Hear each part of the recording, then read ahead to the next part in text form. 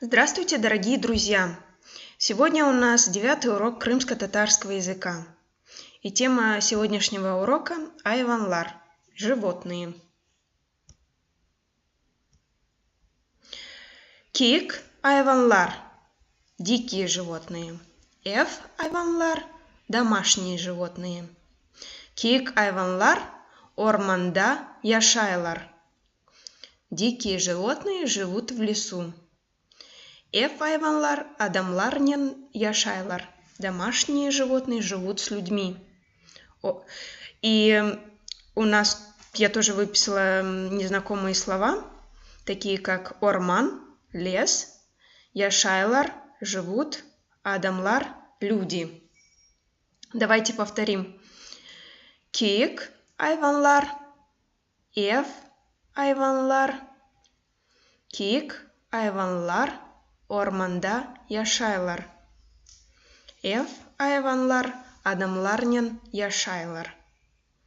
Орман яшайлар адамлар.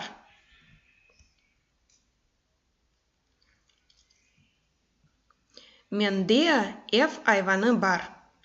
У меня есть домашнее животное. Мышех – кошка.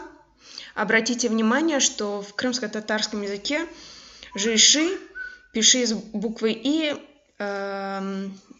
нет. Так что после Ш пишется буква И. Я уже проверила это в словаре, так что буква И здесь так как надо. Пардош – кот. Мышахны сыйпамах – гладить кошку. Эв – дом. Бар – есть. Сыйпамах – гладить. Давайте еще раз повторим. Менде эв айваны бар. Мышех. Пардош. Мышахны сыйпамах. Эв бар сыйпамах. Ищек – осел. Тавух – курица. Хорас – петух. Сыгырмы – корова. Сыгыр – süt бере. Корова дает молоко. Давайте еще раз повторим. Ищек, тавух, хорас, сыгырмы. Также чаще всего говорят просто сыгыр, вместо того, чтобы говорить сыгырмы. Просто более разговорной речи говорится сыгыр.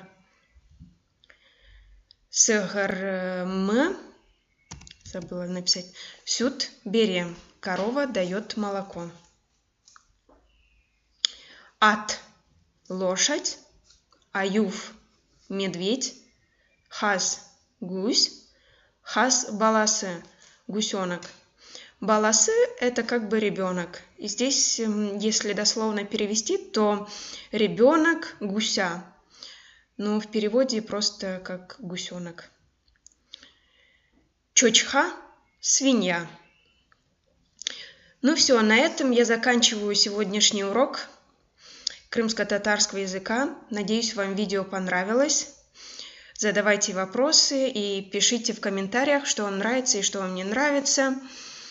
И скоро будет следующий урок крымско-татарского языка.